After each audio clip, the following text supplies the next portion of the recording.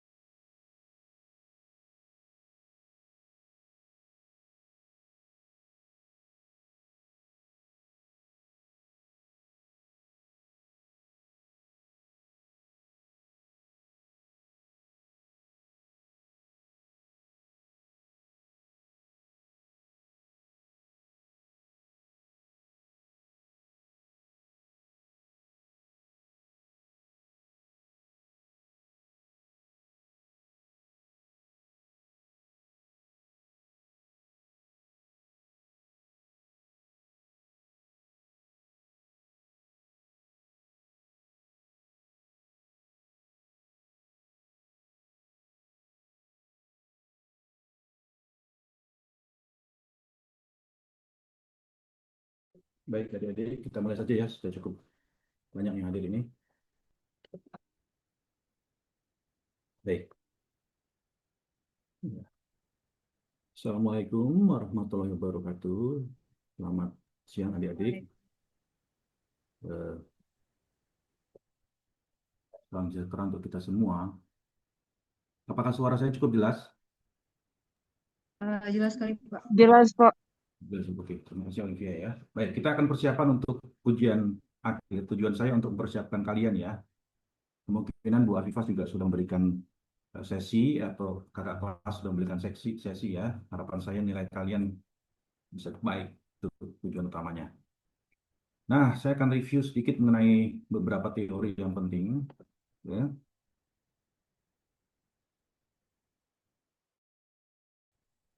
Kalau suara saya kurang jelas, langsung diberitahu ya. Baik.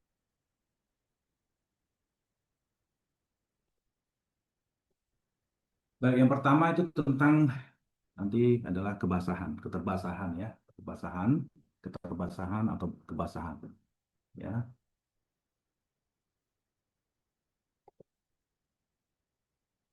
Nah, ini saya tidak bisa bergerak, bosok saya kenapa ini? Hmm, hmm.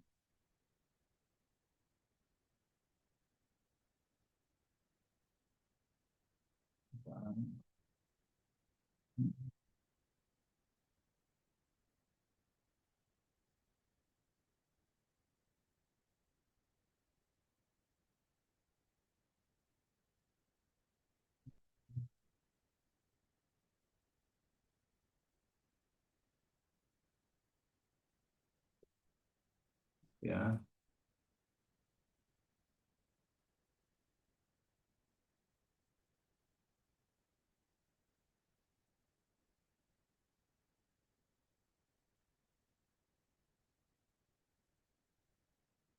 nah,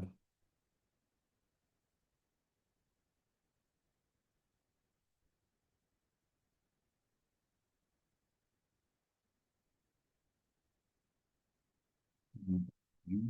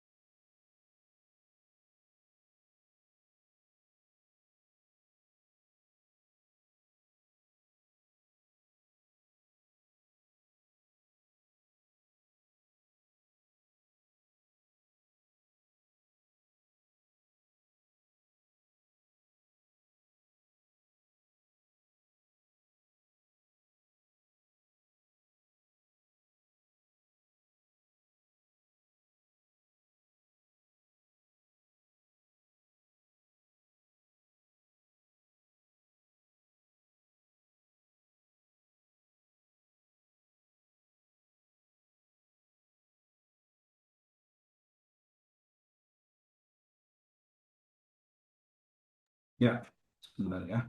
Baik.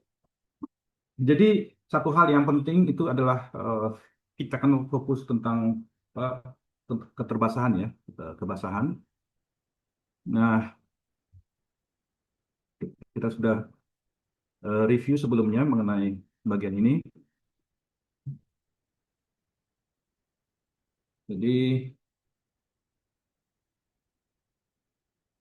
yang menjadi eh, fokus saat ini adalah bagaimana cara untuk mengukurnya. Ya, ada beberapa macam pengukuran. Kita fokus ke situ saja dulu. Nah, cukup banyak di sini. Oke. Nah, saya akan review di bagian ini. Oke. Nah, salah satu cara pengukuran yang kita lakukan ya itu adalah menggunakan amount index. Maaf, suara saya masih terdengar ya? Masih, masih. Cukup jelas ya. Oke. Jadi amount index. Nah, amount index ini apa? Ya. Jadi kita mengukur keterbasahan atau kebasahan ya dengan prinsip spontaneous imbibition. Ya. Jadi spontaneous imbibition. Jadi fokusnya nanti adalah bagaimana imbibisi spontan itu bisa kita tangkap, ya, maksudnya bisa kita ukur. Karena apa? Di situ menunjukkan ya kalau kalian ingat ya,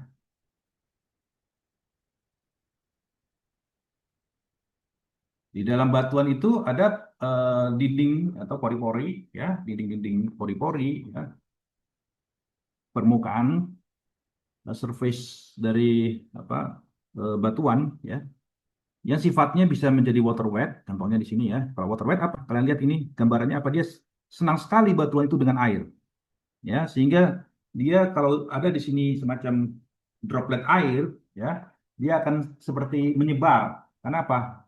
Ya, dindingnya begitu senang dengan air, jadi menarik molekul-molekul air itu semakin menyebar. Oke.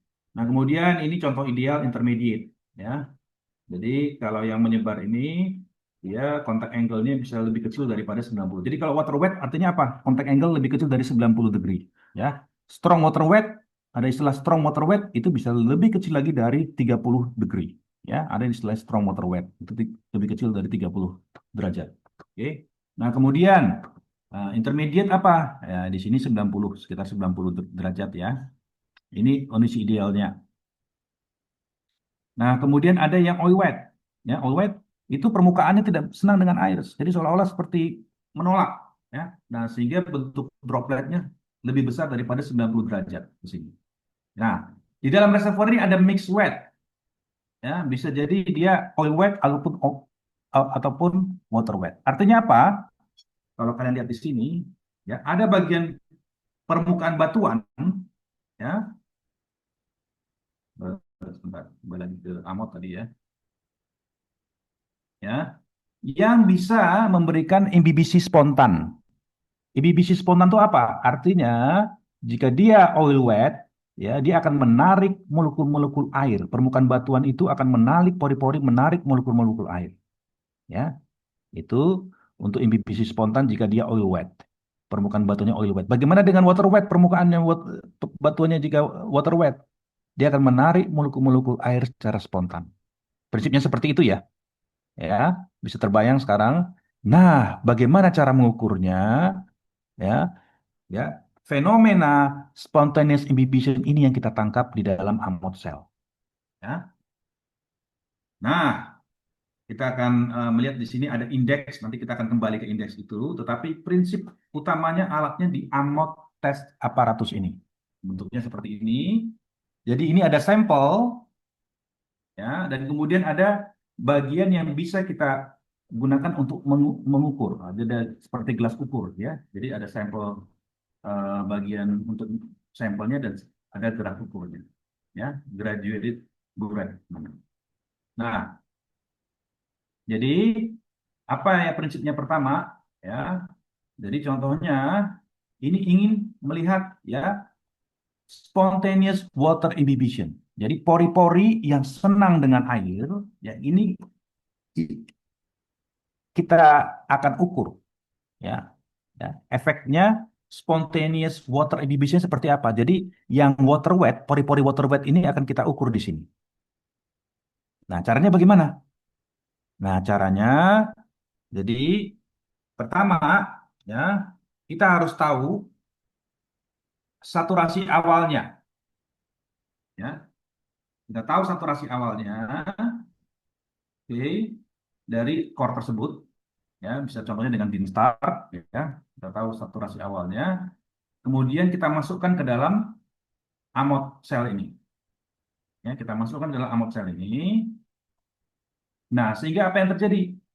Ya, pori-pori yang water wet itu akan menarik molekul-molekul air ke dalam pori-pori core.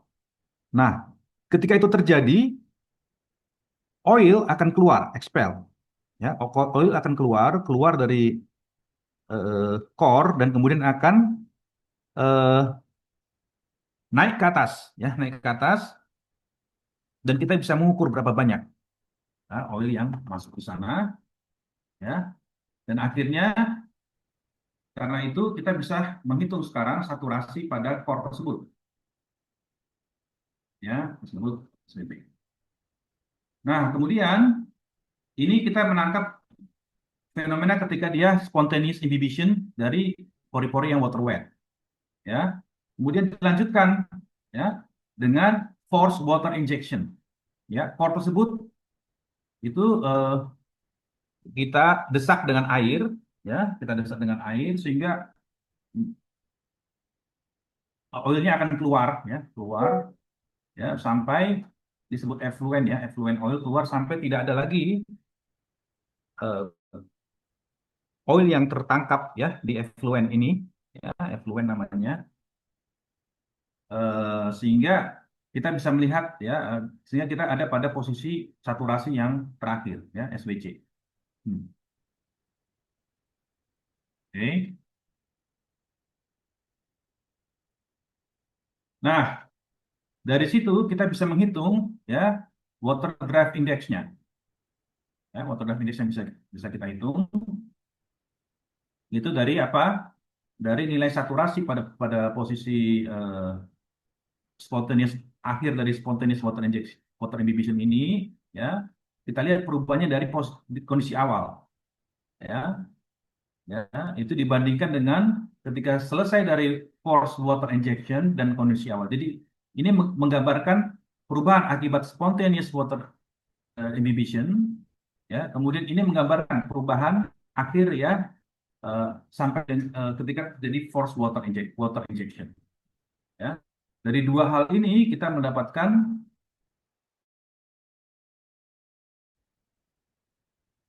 draft index ya untuk water. Oke. Nah, kemudian kita lanjutkan pengukurannya. Sekarang kita fokus pada oil index, ya. Tadi water index, sekarang oil index. Maaf, suara saya masih masih terdengar? Masih, Pak. Masih, Oke, oke. Pak. Ya. Jadi sekarang kita fokus pada oilnya. Nah, ketika tadi kita tahu ya, kita akan mengukur spontaneous water inhibition, ya. Sekarang kita akan mengukur spontaneous oil inhibition-nya seperti apa. Ya, jadi pori-pori yang oil wet ini yang bekerja saat ini. Ya, karena itu core kita masukkan ke dalam amot sel, ya, dan dinding pori-pori ya atau dinding batuan surface ya surface dari batuan yang oil wet ya ini akan menarik molekul-molekul oil, jadi kita ada molekul oil di sini akan masuk dan masuk ke dalam pori-pori dan airnya akan keluar dan kita bisa mengukur berapa banyak air yang terdesak ya karena spontaneous oil inhibition. Oke. Nah, jadi ada saturasi oil. Sekarang bukan air tapi oil yang harus kita hitung pada kondisi D, ya. Dan kemudian ini kita bandingkan dengan pada kondisi C yang terakhir tadi, ya, pada saat forced water injection. Ya. Nah, ini menunjukkan spontaneous oil inhibition. Dan untuk forced oil inhibition-nya itu kita perlu melakukan pemompaan dengan oil. Kita pompa dengan oil ya, sehingga airnya akan terdesak keluar sehingga satu saat tidak ada lagi air yang keluar, oke, dan itu adalah akhir dari proses force oil injection dan itu adalah eh, saturasi oil pada kondisi E. Oke. Nah, jadi untuk oil index ini kita bandingkan apa? Ya, ini kita bandingkan untuk kondisi spontaneous oil imbibition tadi ya, akhir dari spontaneous oil imbibition ini ya, dan dibandingkan dengan kondisi akhir dari forced water injection yang kondisi C ya. Jadi oil pada kondisi C itu adalah kondisi awal. Kemudian kita berharap ada penambahan oil di dalam core karena terjadi spontaneous oil imbibition. Ini penambahannya, ini yang kita tangkap ya.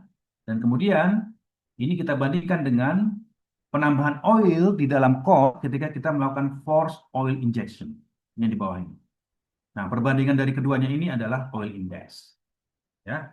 Jadi kita bisa melihat sekarang dari sini ya ada berapa besar pengaruh ya pori-pori yang water wet dan berapa besar pengaruh dinding pori-pori yang oil wet. Oke. Nah, sehingga kita bisa menentukan amot indeksnya kecenderungannya apa? Ya, dari apa? Dari perbedaan atau selisih ya, dari selisih dari water water index dibandingkan dengan oil indexnya. Oke, kalau dia besar sekali selisihnya positif, artinya water index yang besar besar cukup besar, ya itu adalah water wet, ya. Dan kebalikannya, jika oil indeksnya yang besar, akhirnya akan negatif tentu saja. Ya semakin besar nilai oil indeksnya, dia semakin negatif, ya dia semakin oil wet. Dan di antara 0,3 dan minus ini ya, minus 0,3 itu dimasukkan dalam intermediate. Oke. Nah, jadi itu prosesnya yang perlu kalian pahami. Oke, ada pertanyaan?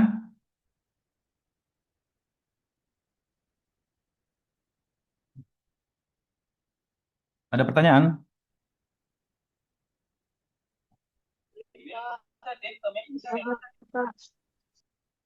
Ya, Tri. Tidak ada. Oh, tidak ada. Oke, jelas ya. Oke, oke, saya lanjutkan lagi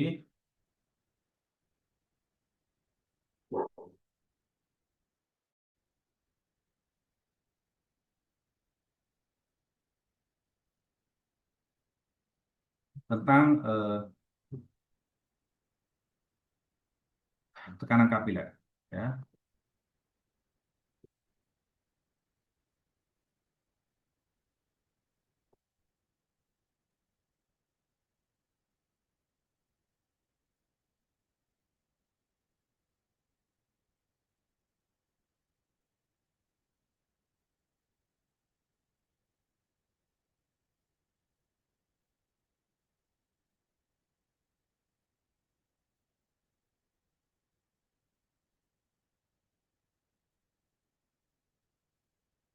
oke.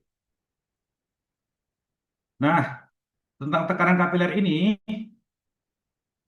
yang paling penting di sini adalah bagaimana kalian menggunakan data-data tekanan kapiler untuk memperkirakan saturasi.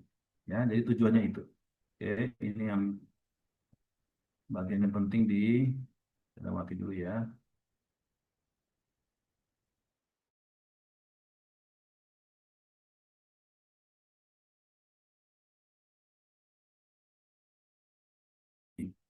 Ya, oke. Yang pertama, kita melakukan perata-rataan tekanan kapiler ya dari beberapa core, ada data tekanan kapiler itu kita metode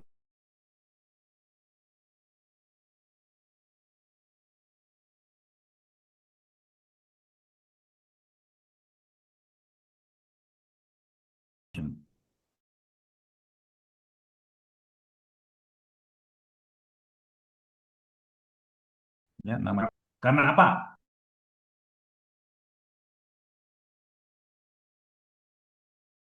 Velocity core, AFT dan contact angle kita bisa melakukan konversi. Ya. Nah, ini dia contohnya, ya aplikasinya. Ya, untuk satu kondisi lab dan satu rock type. Perhatikan dalam satu rock type, ya, data tekanan kapiler, ya, kita konversikan ke left rate, G function, ya, G function. Jadi data tekanan kapiler dibagi AFT, contact angle, kemudian permeability porosity, kemudian kalian hitung J-nya dan jika dia satu rock type, dia akan membentuk konvergen, ya, konvergen untuk satu rock type. Oke. Nah, karena itu kita bisa ada suatu korelasi untuk setiap rock type. Korelasi apa itu? Ya, korelasi dari J dan SW. Ya, pengaruh J SW karena J fungsi SW. Ya, kalian bisa gunakan Excel atau apapun itu ya untuk membuat korelasi ini. Oke.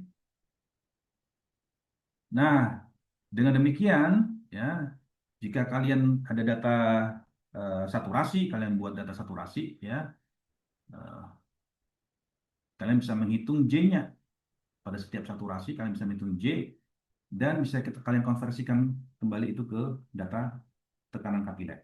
Ya, karena saling berhubungan saturasi J dan tekanan kapiler untuk satu rock type.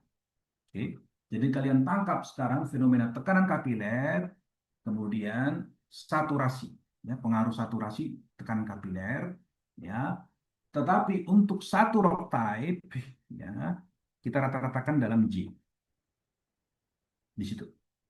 Karena ingat, tujuan kalian apa untuk melakukan ini? Untuk tahu saturasi, ya, untuk setiap tekanan kapiler berapa saturasinya. Oke, tetapi kalian perlu perata-rataan sehingga kalian menggunakan J. Sederhananya seperti itu. Panjang mungkin apanya prosedurnya, tapi sederhananya intinya kita ingin menghitung saturasi ya, dari tekanan kapiler. Nanti akhirnya seperti itu. Ya. Nah, kemudian ada sesuatu yang penting di sini mengenai bagaimana kita mengkonversi ya, konversi dari kondisi laboratorium ke reservoir. Ya. Nah, ini sebetulnya bisa kalian turunkan dari persamaan eh, J function juga ya. Kalian bisa gunakan ini ya. Kalian bisa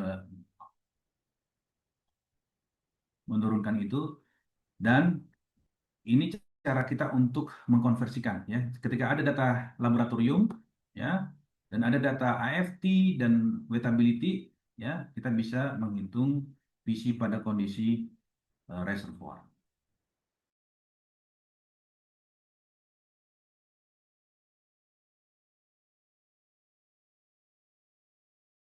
ya. Dan karena itu kita bisa dari sini kalian bisa konversi apa menurunkan, maaf ya, kalian menurunkan jadi kalau untuk area yang sama.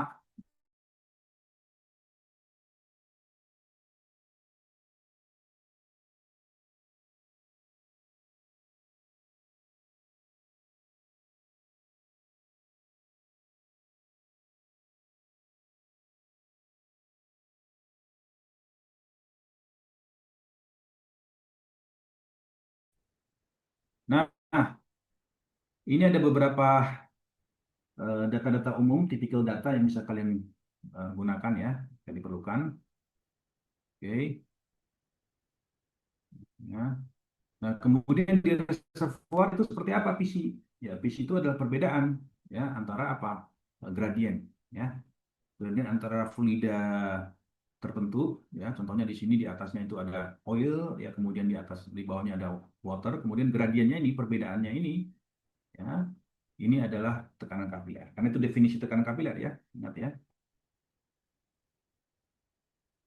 Kembali lagi definisi tekanan kapiler di awal.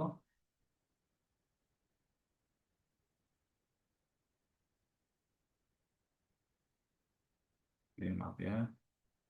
Hmm,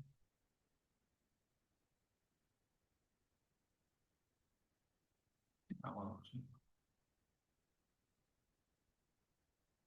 Oke, ya. Oke.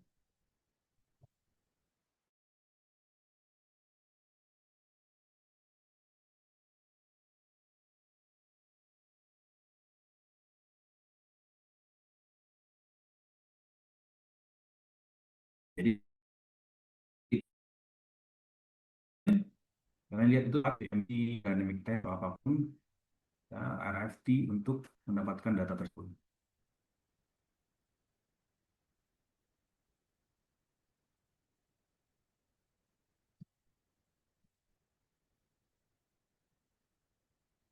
Nah, kemudian kita dapatkan di sini ada free water level ya, di titik ketika dua grain itu bertemu, ya, free water level. Nah, ingat adik-adik ya, bahwa free water level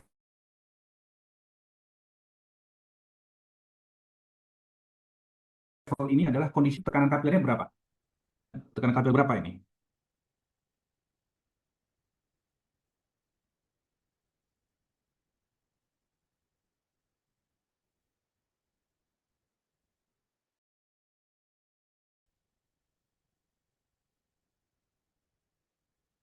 Berapa?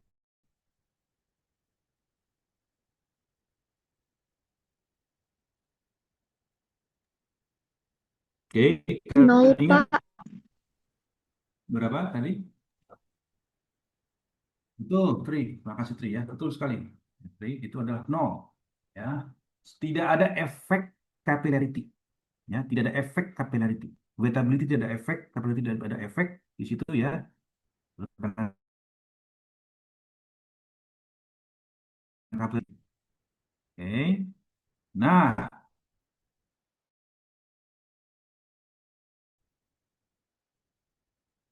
apa yang dimaksud dengan eh, water oil contact? Ya, jadi ini adalah free water level, tidak ada efek capillarity ya. Water oil contact itu adalah posisi ya, pada kedalaman posisi ketika ada ya perubahan saturasi, mulai terjadi perubahan saturasi air. Artinya apa? Ya, saturasi tidak air tidak satu lagi, atau sederhananya ya pada saat itulah kalau kita memodelkan drainage di dalam satu reservoir ya sudah ada minyak yang masuk ke dalam core, sudah ada minyak yang masuk ke dalam reservoir. Bagaimana cara memodelkannya? Ingat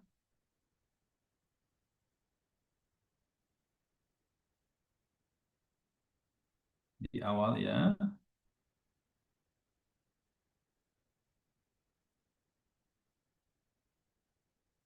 Nah, di sini ya. Oke. Jadi core kalian jenuhi dengan air 100% ya. Sama sekali tidak ada oilnya, kemudian kalian mulai inject ya. Kalian inject oil. Dalam hal ini disebut drainage. Kenapa? Karena oil yang non-wetting ingin kita inject ke dalam core. Dan inilah proses bagaimana akumulasi hidrokarbon di dalam reservoir terjadi. Ya, proses drainage ini. Ya, nah, jadi eh, core itu kita inject oil dan satu saat ketika tercapai threshold pressure, ya, tekanan threshold pressure itu apa? Artinya sudah ada perubahan saturasi oil, ya. Jadi sudah ada oil yang masuk ke dalam pori-pori core tersebut, ya. Nah, saat threshold pressure tercapai inilah, ya, ini yang disebut dengan tadi apa? Water oil contact. Tadi, water oil contact. Mengerti ya? Sekarang, oke. Nah, jadi kembali ke tadi ya, ada suatu zona transisi sekarang, ya, zona transisi dari free water level sampai water oil contact, ya. Maaf, maaf saya, sorry. Ini ada ini ya, bukan bukan itu, maksudnya bukan dari free water level sampai water oil contact. Ada satu ada satu maaf saya tarik ya. Saya tarik kata-kata saya tadi ada kesalahan saya. Maaf ya. Jadi dari free water level sampai oil water contact itu belum ada oil yang ada di situ, ya, yang masuk ke dalam core. Nah, kemudian dari oil water contact, ya, dari oil water contact tadi, ya, ada akan ada perubahan apa? Dan dikatakan di sini ada perubahan saturasi oil. Nah, kita akan lihat nanti ada di sebentar. Sehingga nanti kita akan ada zona transisi, ya. Tapi di sini kita tidak, untuk kasus kalian mungkin tidak. Ini zona transisi, ya. Ini disebut transition zone, zona transisi, ya. Sampai dengan irreducible water saturation. Nah, ini disebut zona transisi, ya. Nah, ini sedikit tambahan, tapi ini penting sekali karena apa? Karena di dalam zona transisi ini, ya, itu ada profil perubahan saturasi, ya, profil perubahan saturasi air di sini, ya. Dan ini nanti akan menentukan berapa banyak minyak di dalam reservoir kita, ya, akan ditentukan di sini. Contoh, jika reservoirnya misalnya cukup homogen, porositinya besar, ya, kuantitas porosity besar, nah, mungkin seperti ini bentuk zona transisinya. Atau reservoirnya mungkin apa, tight, ya, bentuknya seperti ini. Oke. Nah, kita tahu ini area ini melambangkan minyak, ya, melambangkan minyak. Bentar, ya, ini misalnya melambangkan area yang melambangkan minyak. Oke. Bandingkan ketika dia tight, kemudian ketika dia eh, reservoir dan kualitas yang baik, ya.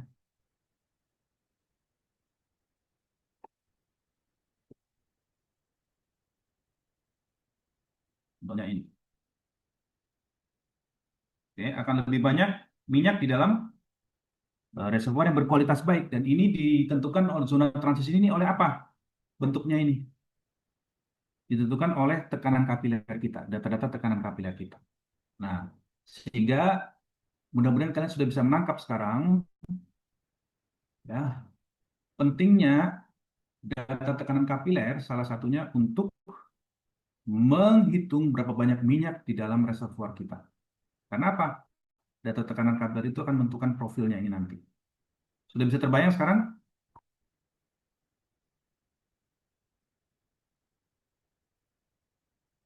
Ada pertanyaan?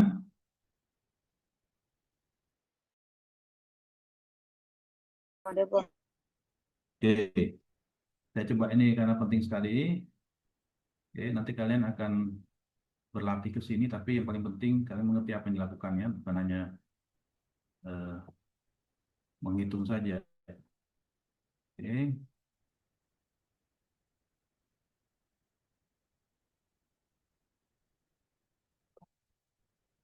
Oh, ini ada data.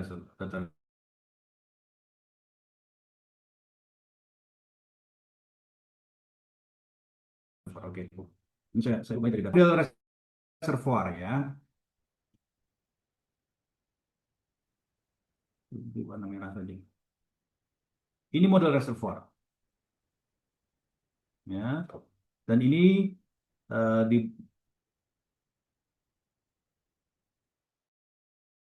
dimodelkan dengan membentuk banyak sekali grid, ya. Grid, jumlah gridnya begitu banyak,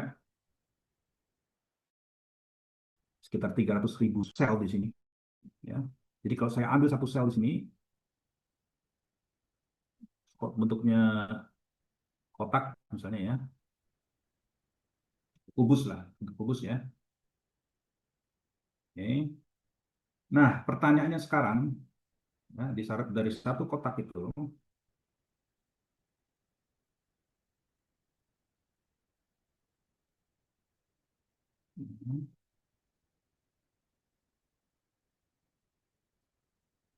ya, ini ada 300.000 kubus, ya. Untuk satu kotak itu, berapa saturasi airnya?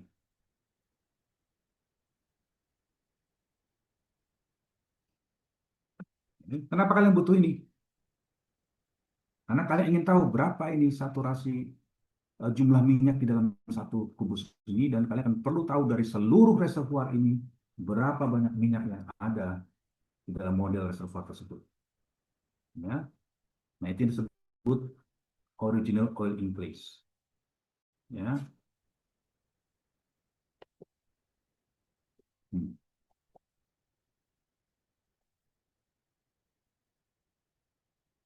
Berapa banyak minyaknya? Itu original oil in place. OIP. Oke. Nah, kalian akan berlatih nanti bagaimana menghitung saturasi di satu kubus itu, satu sel tersebut. Nah, caranya bagaimana? Oke, di sini.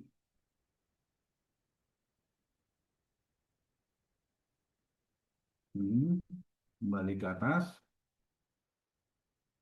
Ya, kalian perlu tahu, ya, di dalam satu kubus tersebut dia masuk rock type yang mana.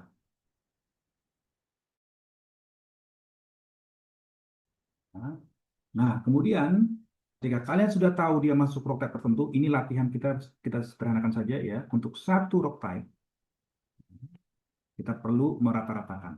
Dengan cara apa? Leverage function. Jadi kita tangkap sekarang PC dan saturasi untuk satu rock type. Hubungannya tekanan kapiler dan saturasi untuk satu rock type. Oke, tetapi ini kondisi lab. Ya, kalian perlu konversi ke kondisi reservoir. Nah, di dalam reservoir, saya lompat sedikit ya. Nah, ini tekanan kapiler ini kita dapatkan dari mana? Ya, dari data gradien tekanan ya, yang kita masukkan peralatan ke dalam reservoir.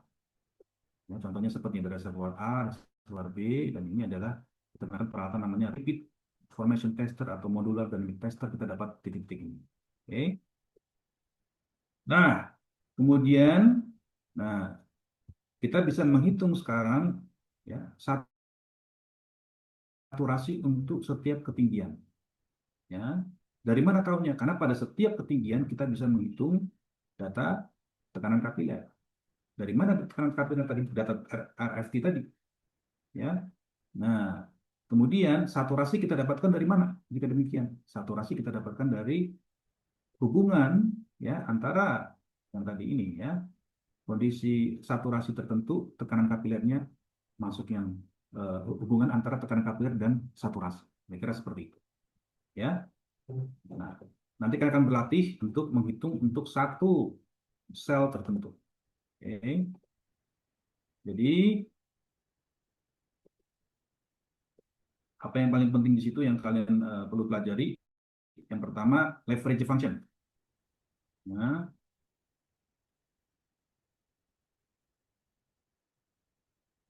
leverage function kalian harus tahu apanya persamaannya ya. Persamaannya kalian harus tahu. Oke, dan kalian akan diberikan ada satu cara untuk menghitung J ya. Karena ini ya,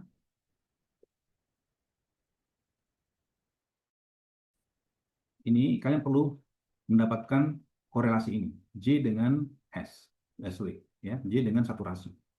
Ya, J dengan saturasi kalian dapatkan. Oke, dan kalian bisa nanti menghitung eh, PC dari situ ya. Kalian bisa menghitung PC dari situ ya. Nah, kemudian kalian bisa eh, menghitung pada kondisi reservoir dan menghitung ketinggiannya ya, kira-kira begitu. Kemudian saturasi pada kondisi reservoir. Oke.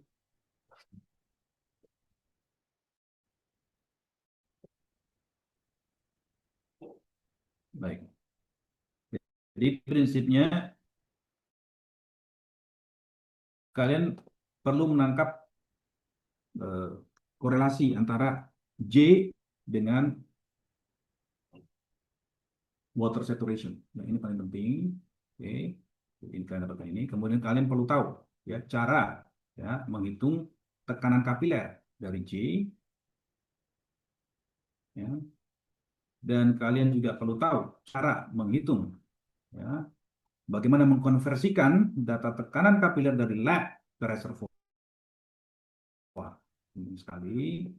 Dan hubungannya nanti ya kalau kalian sudah tahu tekanan kapiler kalian, nah pada kedalaman berapa ya, kondisi itu terjadi, ya, kesetimbangan itu terjadi.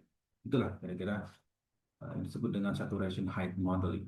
Ya, pada ketinggian tertentu berapa itu saturasi. Oke, baik. Ada pertanyaan di sini?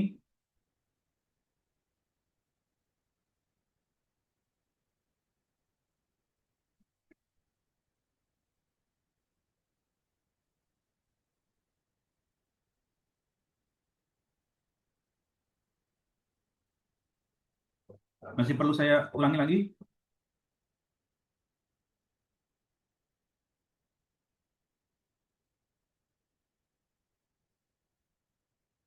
Oke, coba saya ulangi lagi ya. Oke, dengan bahasa yang lebih mudah-mudahan bisa dimengerti.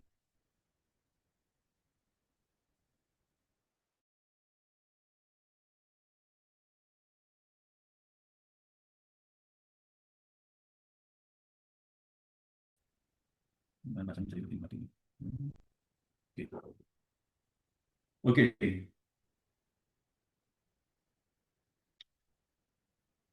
kita perlu tahu ya berapa nilai saturasi air ya saturasi air nilai saturasi air apapun itu, tapi sekarang kita bicara saturasi air dulu ya. Untuk menghitung apa? Volume. Setuju tidak? Saturasi itu fraksi. Misalnya saturasi air, SW, itu adalah fraksi. Berapa banyak air di dalam pori-pori. Setuju? Setuju tidak? Kalian bisa menangkap ini? Setuju. Setuju ya? Jadi itu saturasi air. Ya, itu yang ingin kita hitung. Ya, di mana saturasi air di mana? Kembali ke gambar saya tadi.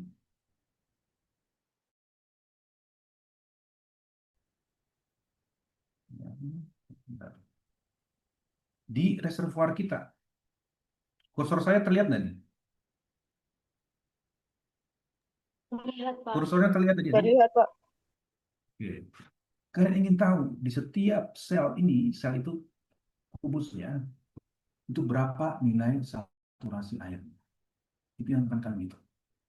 Nah, sekarang pertanyaannya bagaimana cara menghitungnya? Oke. Nah, kita menggunakan data tekanan kapiler.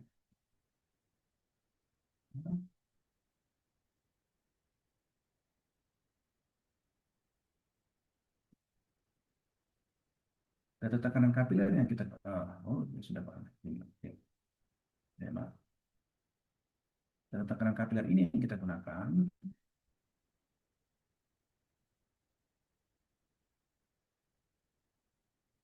Maaf.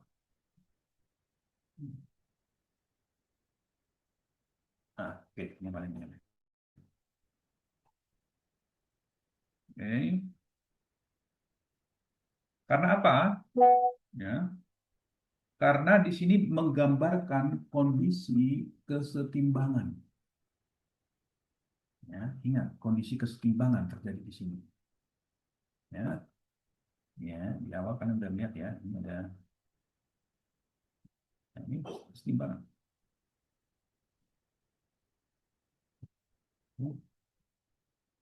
Ada satu kondisi kesetimbangan. Ya, bagaimana di sini ya ada satu gaya yang diakibatkan oleh apa? Adhesion tension, ya, dan eh, hydrostatic pressure di sini, ya, dan juga gaya hydrostatic pressure yang di eh, kolom air ini. Jadi ada satu kesetimbangan di situ, ya. Nah, Dalam kesetimbangan ini yang kita tangkap,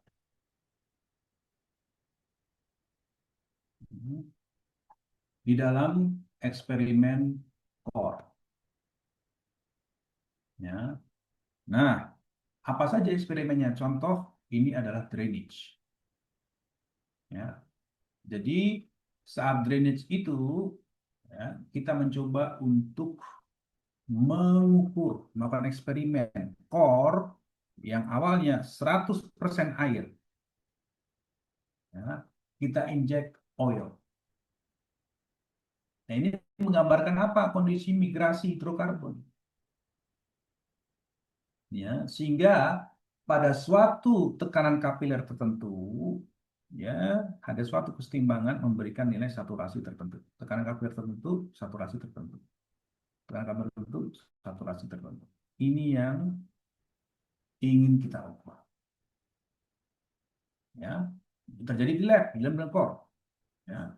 Jadi saturasi bisa kita perkirakan dari tekanan kapiler. Nah, caranya bagaimana berarti dalam memodelkannya itu? Ya, kalian perlu tahu hubungan antara tekanan kapiler dan saturasi. Setuju tidak? Setuju? Tekanan kapiler dan saturasi. Tetapi karena kita memiliki beberapa data tekanan kapiler, kita perlu merata-ratakan ya dari beberapa kurva ini hanya menjadi satu kurva. Bagaimana caranya? Caranya adalah kita rata-ratakan dengan metode leverage function. Sehingga ada suatu hubungan antara J function dengan saturasi air. Setuju? Iya, Setuju Pak. tidak? Oke. Nah, begitu kalian tahu ini ada hubungannya ini, ya ada relasinya, ada korelasinya di sini, ya kalian bisa menghitung sekarang, ya berapa tekanan kapillernya untuk J function tertentu. Oke, tetapi ini ada pada kondisi laboratorium, sehingga kalian perlu melakukan konversi dari laboratorium ke reservoir. Setuju? Nah, dengan demikian ya kalian akhirnya bisa menentukan nanti ya hubungannya itu ya berapa nilai saturasi eh, berapa nilai height kedalaman untuk nilai saturasi tertentu ya. Dari mana? Karena kita tadi tahu ya untuk saturasi tertentu kita dapat J. Dari J kita menghitung PC ya. Nah, dari PC itu ke konversi reservoir ya. Dan kemudian kita sekarang tahu pada kedalaman berapa. Bisa ditangkap? Bisa.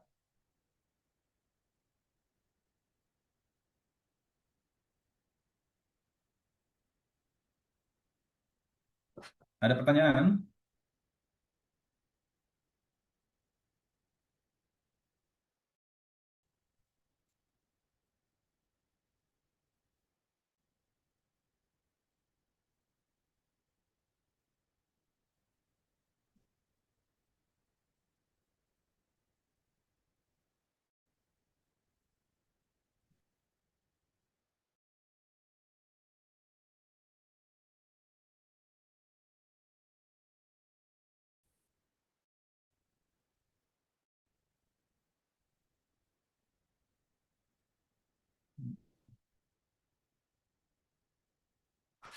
Data apa yang kalian butuh?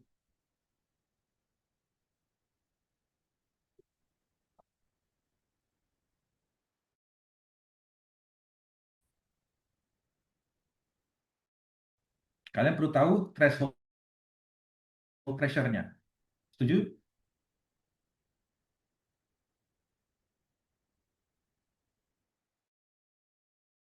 Setuju tidak?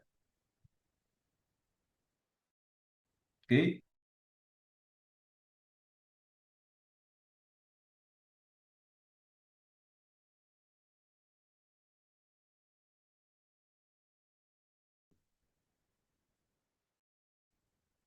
Kalian terbayang sekarang?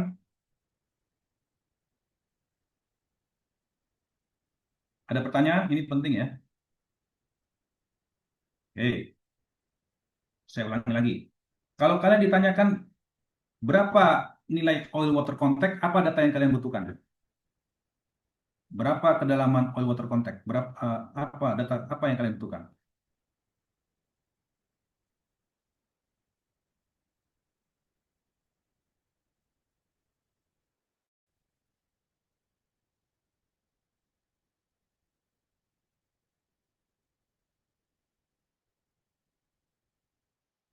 Oke, ini dicatat betul-betul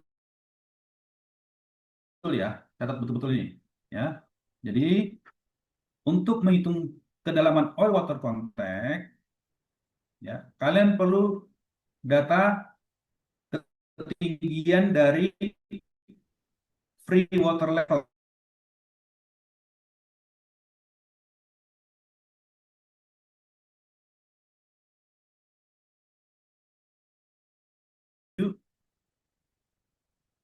Setuju tidak?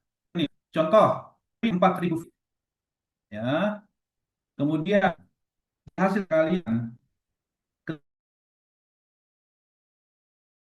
ketinggian kontaknya.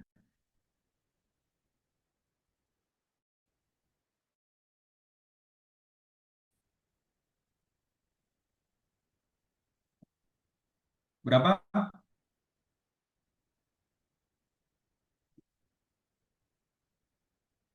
Free water levelnya 4.000 feet. Kemudian dari hasil perhitungan kalian, ya contohnya misalnya,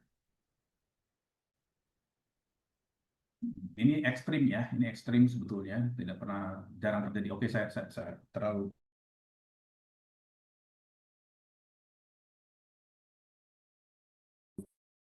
ketinggiannya ini 10 feet, ya 4.000 saya tarik tadi. Ini itu free water level, kemudian ini 10 feet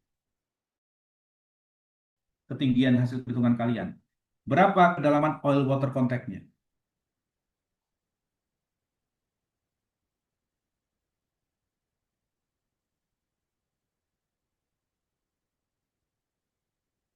Oke, jadi free water levelnya di kedalaman 4.000 feet.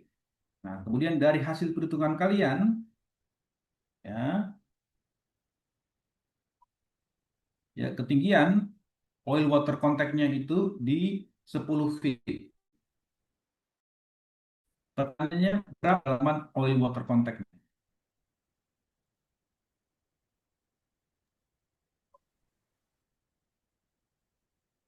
Oke, kita gambar saja kalau memang agak sulit. Tadi siapa? Ada yang menjawab nggak? Nggak ada ya. Oke, kita gambar saja ya. Misalnya di sini, ini 4.000 feet. Ya, Pak, kurang lebih. berarti 4.000-nya nanti dikurang sama 10 yang 1.000 feet yang ketinggian itu, Kak, Pak? Betul sekali. Ayo, terima kasih. Terima kasih. Terima kasih. Ya. Nah, itu pentingnya di situ. Saya pengen kalian tahu persis itu ya. Maaf sekali. Saya waktunya terbatas, jadi nggak bisa ini ya 10 feet ke dalam ketinggiannya ya hasil perhitungan kalian. Contoh aja, ini sebagai contoh ya. Contoh. Berarti kedalaman oil water contact 3.990, Pak. terima kasih. Terima kasih. Ya, jadi kalau ditanya begitu kalian mengerti jawabannya ya. Oke, terima kasih. Ya, Pak. Nah, kemudian saya teruskan lagi ya, saya teruskan lagi supaya untuk persiapan ujian ini. Oke, mudah-mudahan bisa semua nanti ini. Oke. Nah, berarti kalian harus tahu bagaimana menghitung ini, setuju nggak?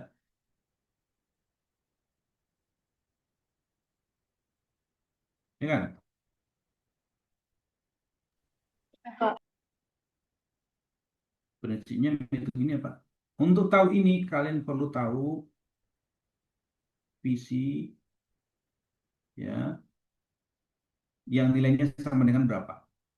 sama dengan threshold. Setuju?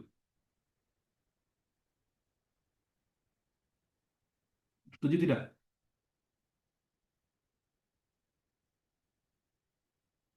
Bisa ditangkap ini? Bisa, Iya, Pak. Pak. Dari kuncinya di situ, ya. Jadi kalian perlu tahu ketinggian tapi PC-nya PC threshold. Nah, karena itu nanti tantangannya bagaimana menentukan PC ini. Ya, bagaimana menentukan PC ini.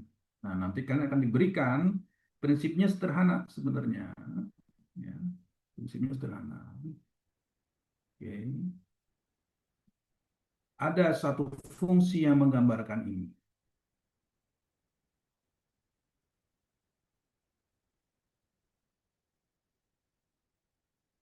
Ya, artinya ada informasi dari PC waktu dia threshold yang bisa kita gabungkan ke sini informasinya, sehingga kita akan mendapatkan nanti apa?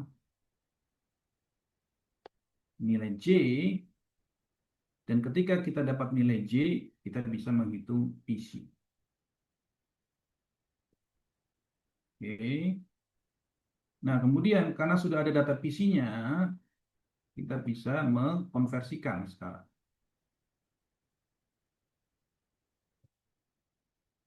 ke apa reservoir, ya. Dan kemudian dari reservoir inilah kita bisa menghitung nanti ke kedalamannya tadi, height.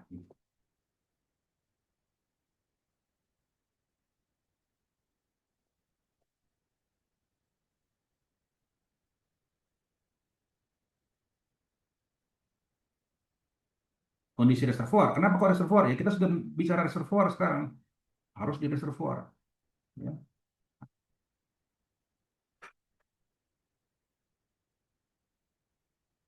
Sehingga nanti kalau ditanya oil water contact kedalamannya berapa, kalian bisa menghitung dari apa?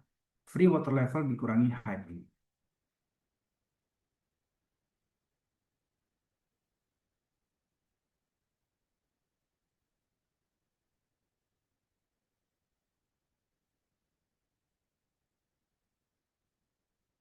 Bisa terbayang? Bayang, Pak. Oke, sebenarnya nggak begitu apa, panjang ya. Maksudnya nggak begitu. Tuh, prinsipnya kalian harus tahu tadi ya, bahwa ada hubungan antara J dan SW, kemudian kalian tahu eh, bagaimana menghitung PC dari J, ya, konversi ke reservoir dan kedalaman. Bisa nggak? Oke, baik.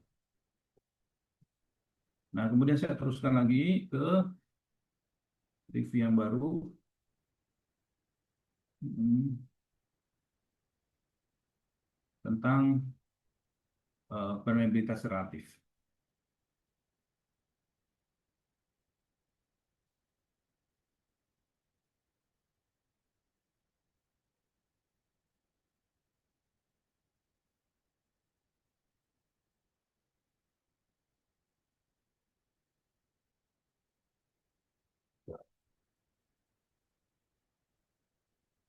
Hmm.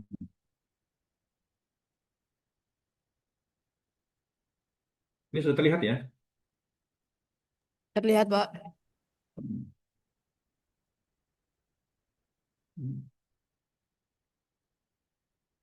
Nah, untuk permeabilitas relatif ini eh, prinsipnya adalah kalian tahu ya, cara menghitung permeability atau menghitung laju alir. Itu saja. Fokusnya agak panjang ini memang. Ya. Tapi kita kembali pada ini Darcy. Ya. Laju alir itu tergantung dari efektif permeability.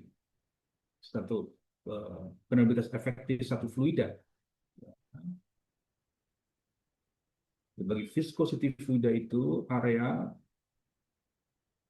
dan perbedaan tekanan dan apa namanya eh, panjang core lah gitu ya. Hmm, di sini ya. Ini adalah hukum Darcy kan ya. Tapi di sini kalian perlu tahu ini untuk satu efektif fluida tertentu. Kalau dia oil, contohnya oil, berarti efektif permeability oil dibagi viscosity oil A dP per delta L. Nah, efektif permeability oil ini dari mana? Itu adalah relatif permeability oil dikalikan permeability.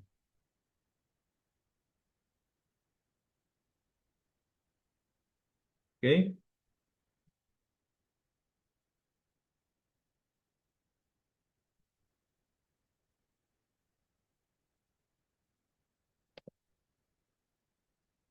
Hmm.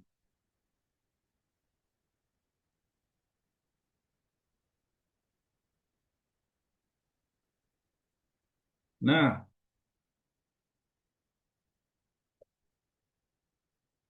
oke.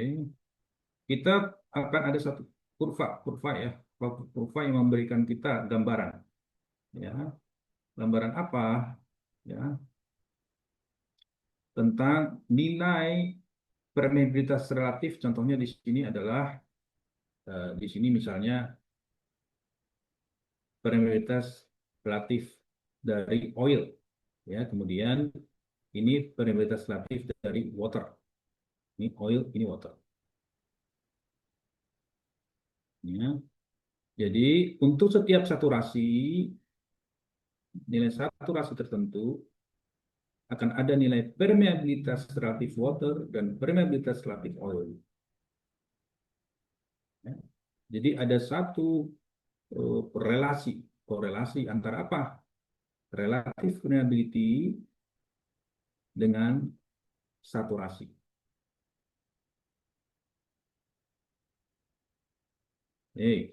Jadi contoh di sini ya, eh, ini dua,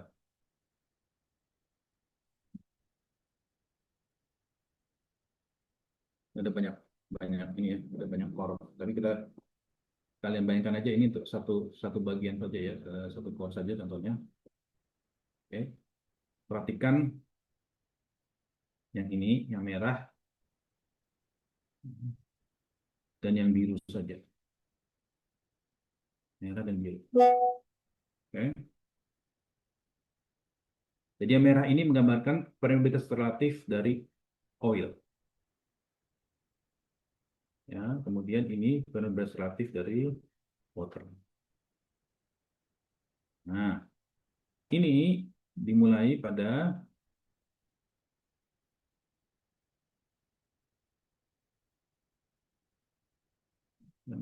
pakai ini.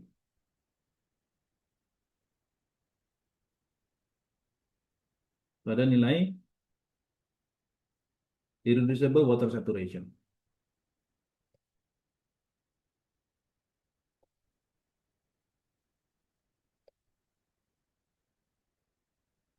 Oke. Kemudian semakin tinggi nilai saturasi water, semakin tinggi relative permeability water.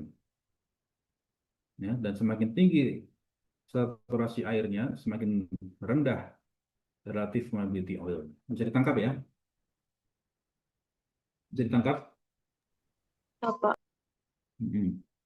Jadi kalau kalian ada data saturasi dan ada fungsi ya, eh, permeabilitas relatif dan saturasi, kalian bisa menghitung nilai permeabilitas relatif oil atau water. Oke.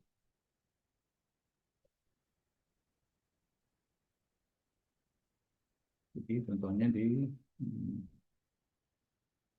ini ya, contohnya tuh ya. Nah, ini misalnya. Oke, ini ada fungsi-fungsi yang bisa kalian gunakan nanti. Ya. Mhm. Nah, jadi hmm, pertama, ya, Kalau kalian punya data SW, water saturation, kalian bisa menghitung relative permeability oil ataupun relative permeability water. Setuju atau tidak? Bisa dimengerti?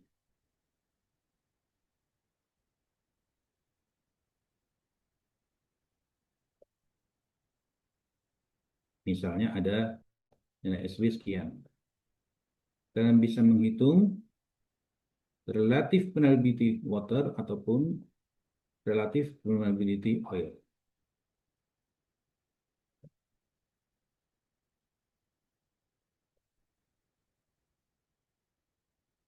Setuju?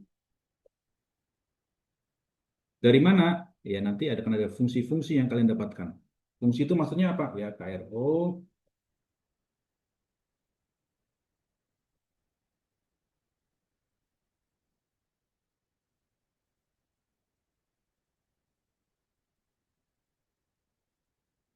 ada persamaan lah. Bisa dimengerti? Bisa?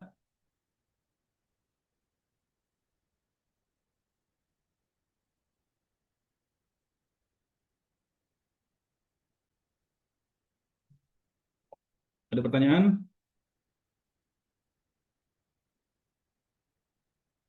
Nah,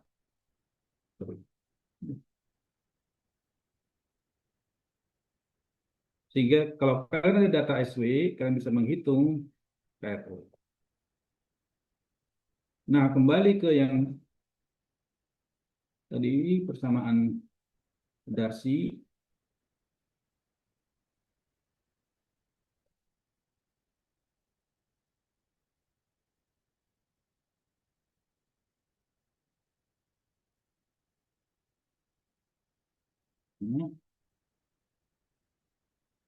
Kalian sudah bisa dapat ini kan? Oke.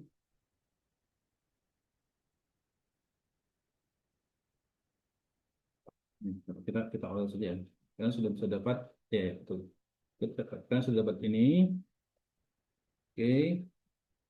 Dan kalian, jika kalian ada data permeability absolute, kemudian viscosity, ya, kemudian dimensi core-nya, tekanan dan panjang core-nya. Ini adalah penampang core ya. Maksudnya A itu berarti radius core-nya. Dan ini adalah panjang core-nya. Kalian bisa menghitung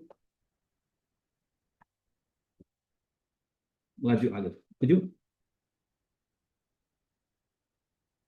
Bisa diikuti? Siapa? Nah, yang terakhir, yang penting adalah bagaimana kalian itu menghitung itu dalam satuan-satuan yang diminta.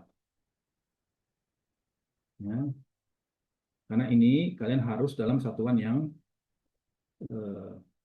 Darcy. Ya. Sesuai dengan Darcy.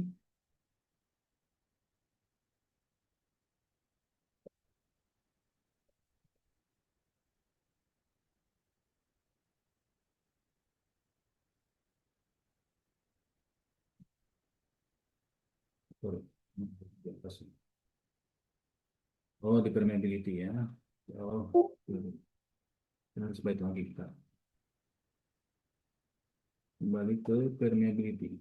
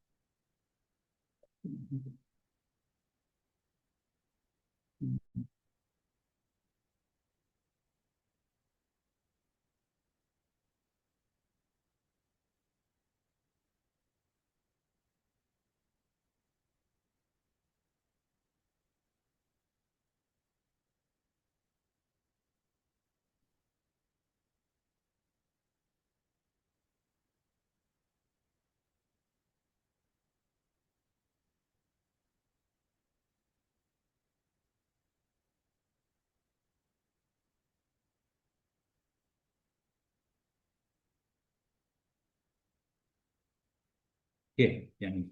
Ya, kalian menghitung perlu dalam satuan PBS ini yang Darcy. Ya, oke, artinya nanti laju alirnya dalam cc per detik. Nah, kalau kalian diminta dalam satuan yang lain, ya, contohnya barrel per day, itu kalian perlu tahu caranya. Ya, oke, nah ini contohnya ya, cc ke barrel. Barrel ke cc seperti ini. Kalian sudah pernah bisa melakukan ini? Kalian pernah melakukan ini? Pernah, Pak. Sudah bisa? Sudah, Pak. Waktu Oke. itu sudah sempat diajarkan juga oleh kakak tingkat, Pak. Oh ya, syukur kalau gitu. Oke, ya syukur. Ya, syukur kalau gitu. Oke. Oke, syukur.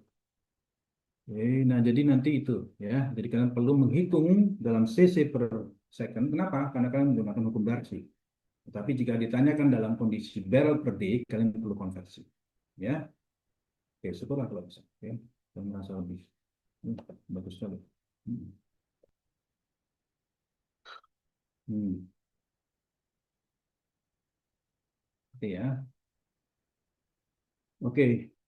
Nah, kemudian yang terakhir saya akan ke resistivity. Kita pernah resistivity. Resistivity batuan.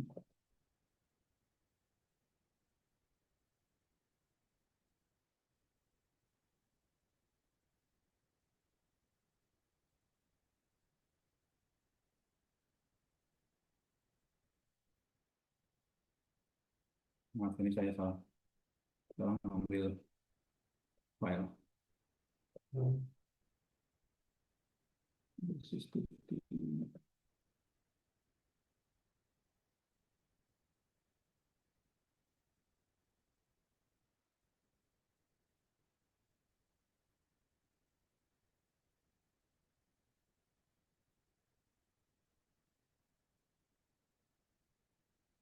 Oke, yang paling penting kalian di sini adalah tahu ya hubungan antara resistivitas, kemudian kuat arus, ya, voltase. Ya. Oke, resistansi ya, maksudnya resistansi, kuat arus dan voltase. Nah, tetapi yang kita butuhkan itu nanti resistivitas, ya, bukan resistansi. Maaf tadi saya salah menyebut ya. Jadi resistansi, voltase, kuat arus, kalian perlu tahu dan kemudian itu adalah resistansi, tapi yang kita butuhkan adalah resistivitas. Ya, jadi ketika kalian ada voltase dan kuat arus, kalian nanti menghitung resistansi. Nah, tetapi yang kalian butuhkan adalah nanti resistivitas. Nah, untuk apa resistivitas itu? Ya, tapi tujuan akhirnya adalah nanti kalian bisa menghitung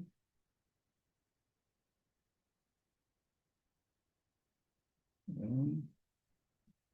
saturasi. Akhirnya di situ. Jadi saturasi itu fungsi dari apa? Dari formation water resistivity. Resistivity batuannya ada AMN, ini adalah RC parameternya dan porosity. Ya. Nah, bagaimana cara menghitungnya?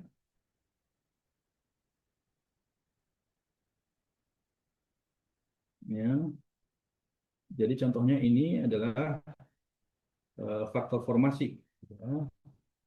Jadi kita plot antara porositas dan faktor formasi sehingga kita dapat slope dari data-data tersebut itu melambangkan M. Nah, kemudian titik potongnya ya, nilai pada saat porosity 1 itu adalah A.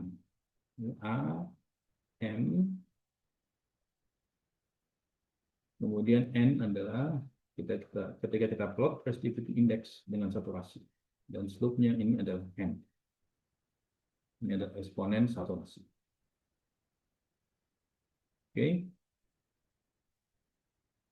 Nah, jadi situ yang penting kalian tahu berapa nilai resistivity batuannya, kemudian ada data resistivity water, nilai AMN, data porosity kalian bisa menghitung saturasi. Kira begitu. Nah, ini untuk satu batuan yang clean tanpa ada clay. Begitu ada clay, kalian sudah tahu ya bahwa ada perbedaan. Contohnya ini adalah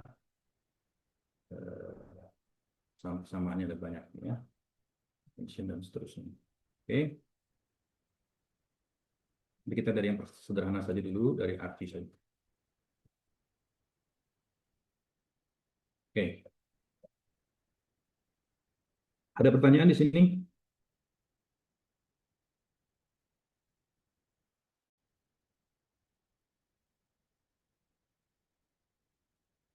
Belum, Pak.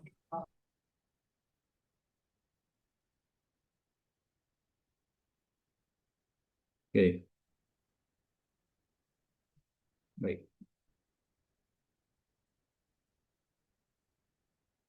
Mungkin itu dari saya. Mudah-mudahan kalian bisa nanti mengerjakan ujian akhirnya dengan baik ya, harapan saya. Oke. Saya masih ada waktu sedikit lagi. Ada yang mau diskusi?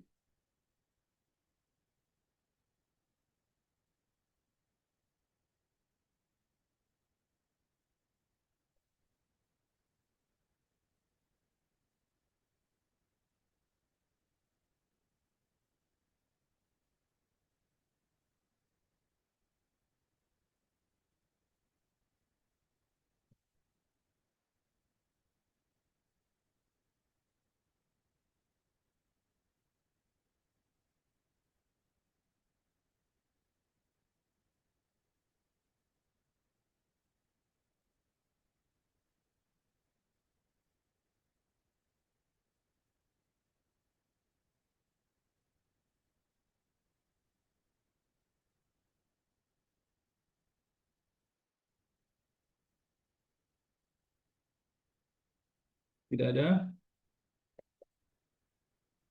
Kalian UAS-nya kapan rencananya?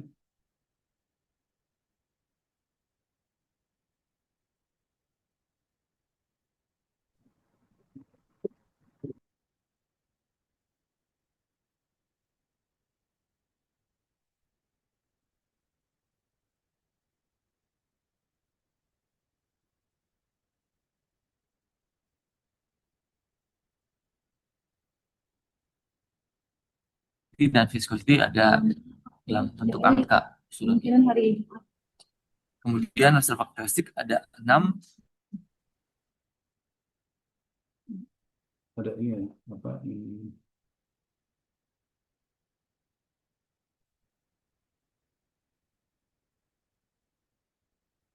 Oke.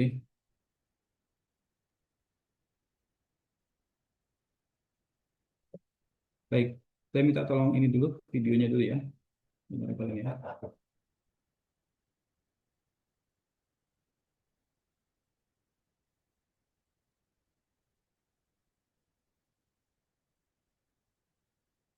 Ya, mudah-mudahan kalian nanti bisa UAS semua ya. Kalian sudah ada review dari ini ya, apa namanya, tutorial atau apa? Sudah ada? Sudah, Pak.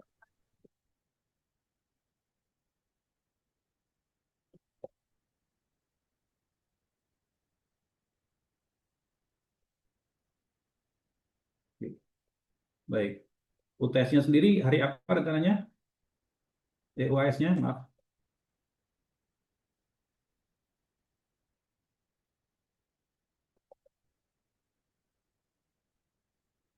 Hari apa UAS-nya?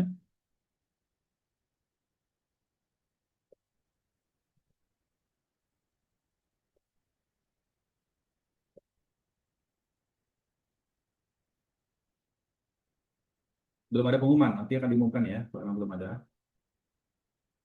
Oke. Kalian sampai kapan ujian akhirnya? Seharusnya sampai tanggal 12, Pak. Oh, tanggal 12. Berarti kan sudah ujian akhir semua.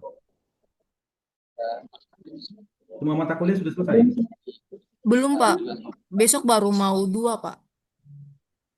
Oh, sisa ada berapa mata kuliah lagi yang belum? Masih ada 4, Pak.